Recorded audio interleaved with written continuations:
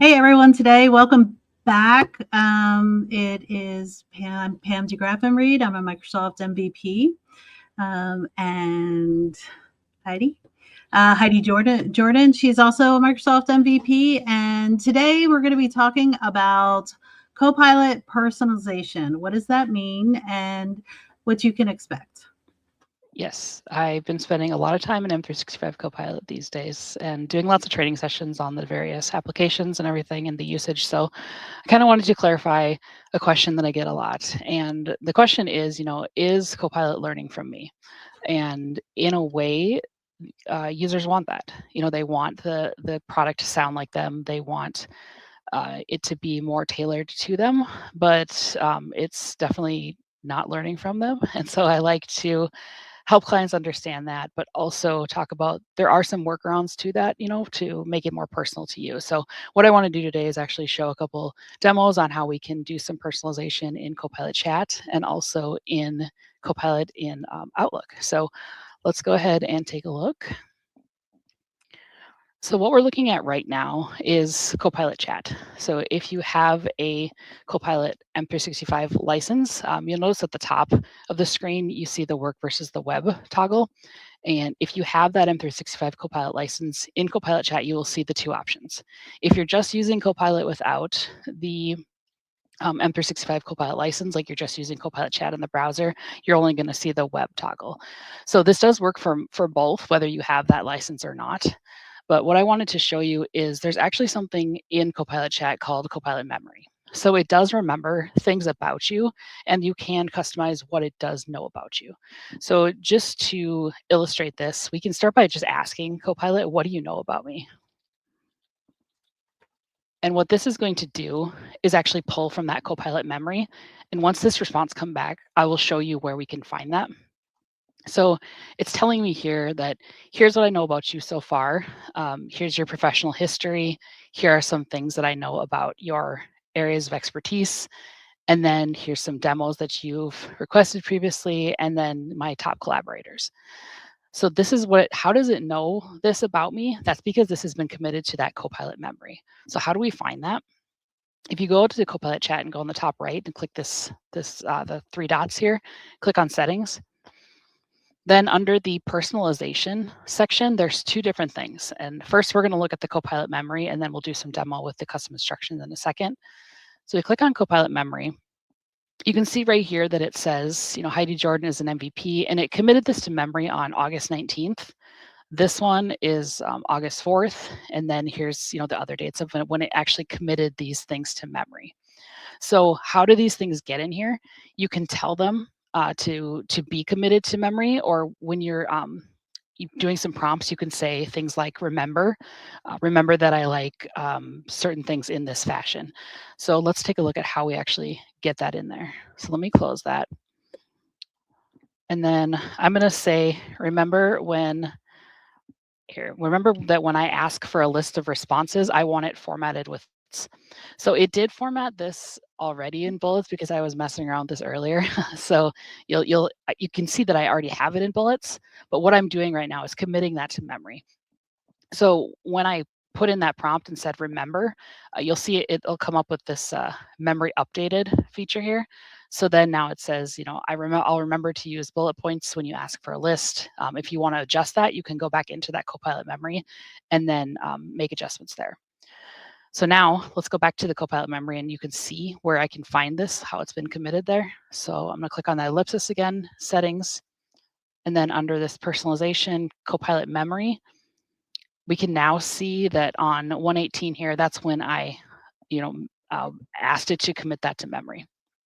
If I wanted to change my mind on that, I can delete that, and then it won't, that memory will be gone, and then it'll just go back to the standard response that it gives. Or you can delete all memories and start over. Also, there's a little Copilot memory toggle. So if you don't want this memory feature, you can turn it off. But I like to have it on because there are times when I do the same thing over and over again in Copilot Chat, like I do, repeat things with, formatting of statements of work or, training plans. So there are some things that I just want it to remember, and I don't have to continue to tell the model again and again how I want that formatted. That's awesome. So the other thing in here is there is a work profile. And this is my personal demo tenant, so there isn't anything in here. But if you're using this in your organization, you can go click on that, and then it will show you a couple things. When I use this at work, it actually shows me my job title, so it knows that I'm a modern workplace manager, and then it shows me my boss and my skip boss. So this is pulling from your M365 profile. I'm not going to pull that up here, but that's kind of where you can see where it's getting that information from.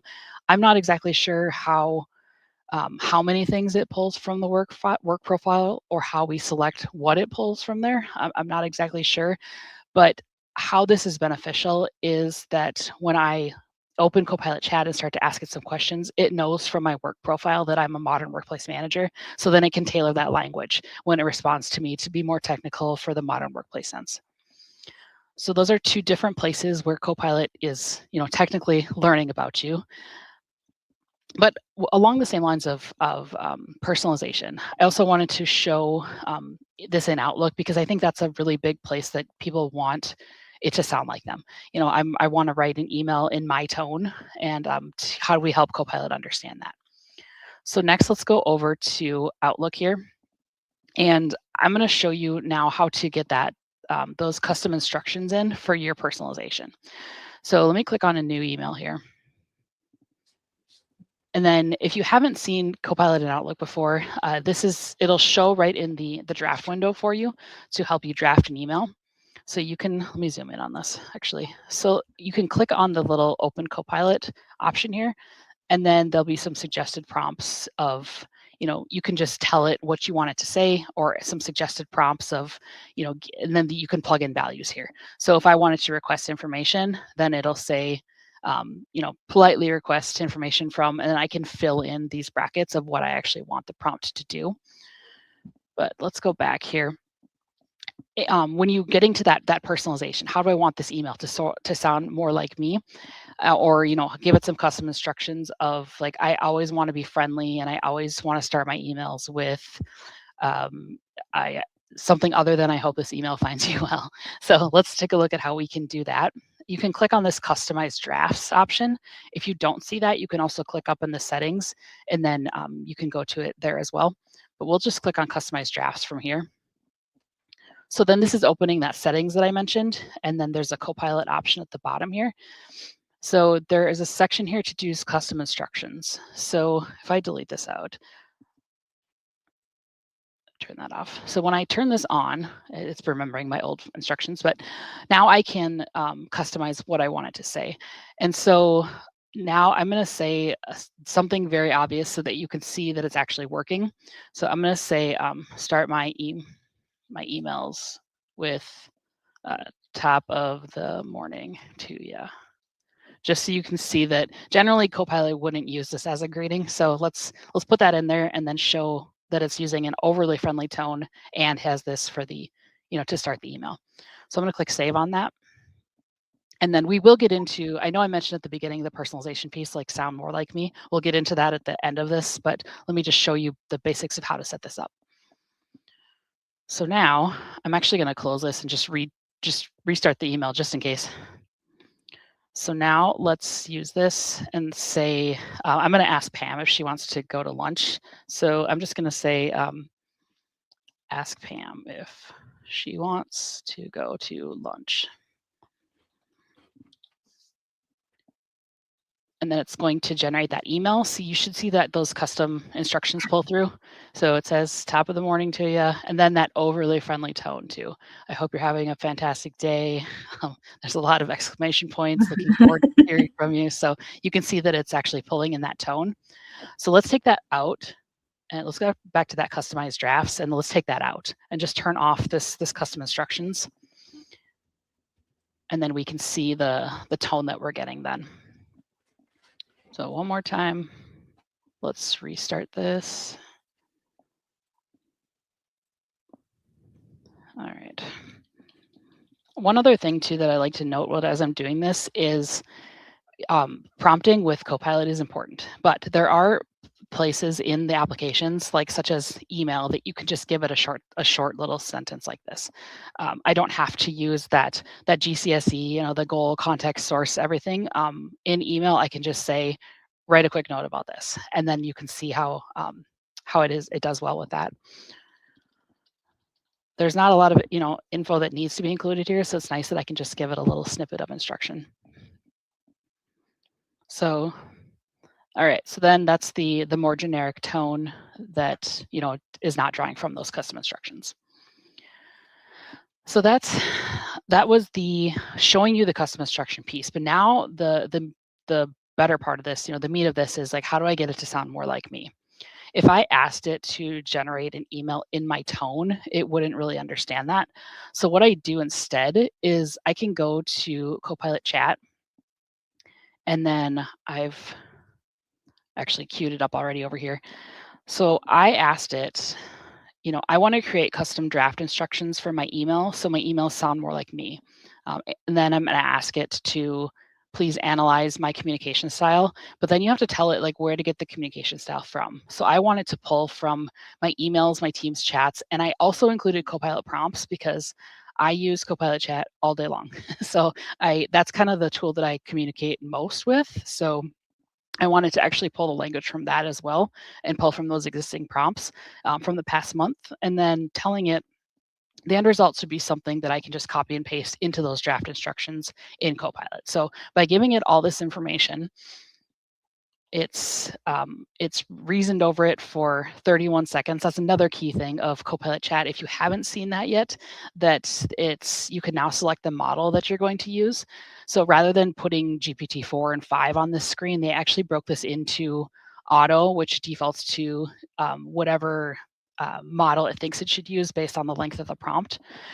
Quick response will go to GPT-4. Think deeper is GPT-5, but right now it's just deciding which method to use. So if I wanted a quick response to this question, I could have changed that in the model there. But just something I wanted to point out, that it actually is auto-selecting which model to use now. So now it's telling me that, it's telling me a little bit about my personalization, but then it's got this nice draft instruction statement. So then I can click on this copy, and then I could then drop that right into that those custom instructions back in Outlook. That's awesome. That's a really great idea. Yes, and I love to drive this home of using Copilot to help with Copilot. So, I do a lot of training with Copilot, and honestly, it's one of the best ways to learn is just to ask the tool, how do I do this in Copilot? So that's one of the things. Another question I do get a lot too on Copilot in general, mostly with Outlook though, is like, is this really a time saver for me? If I have to tailor the response and use prompts, and my response to that is, I don't use it in the office setting of, I don't want it to write my emails for me because I want that to come from me. But think about when you're on the go and you're on your mobile device, you don't have time to sit there and type out a whole email with your thumbs. Use Copilot in Outlook to say, hey, I need to respond to this person about this message. Please help me generate a response. So now it's going to generate the response that sounds a little bit more like you, but then it's something that you can just, then refine, but it's going to give you a really nicely written response to that. That's awesome. That's awesome. When you're doing your training, you said that a lot of people are asking questions about personalization. What are some of the biggest misconceptions, do you think, or the biggest misconception about personalization? I think personalization is, we get the question all the time too, is Copilot learning from me? Which I think I said at the beginning of this, but no, Copilot is not learning from you. It doesn't say, if you say sound more like me, it doesn't understand what that is unless you give it the instruction that we just did. But also one of the, personalization aside, I think one of the hardest things for users to learn is where the information is pulling from when they're using the tool. So for example, in here, if I were to say, I just asked Pam about lunch plans, which is super generic. But if I were to say, draft me an email on all the projects that I did this last year, like a year-end summary or something. Mm. This Copilot, in this sense, right here in Outlook, does not have access to my graph data fully. So it's not going to pull back all of the things, it's not going to be able to search through all my emails, my Microsoft Graph, and pull all that information back. So what Microsoft has done to kind of help that is introduced, Copilot chat within the applications. And I'm not sure if this version, yes, it is. So this version does have it. So like I said, they're introducing Copilot chat within the app. So now this Copilot chat does have access to that graph data. So in this window here, I could ask it to, pull me that year-end summary from all my my projects, and then because I want to send it in an email, tell it to format it as an email, and then I could just copy paste over into Outlook here and send that off. So it's a little bit clunky because you have to go to 2 different applications, but I mean, by Microsoft introducing this in the sidebar, you can see that they're definitely trying to, marry the 2 interfaces and make that easier to use. Yeah, this was really awesome, Heidi. Thank you so much. Yes, sounds good. Thank you. See you next time.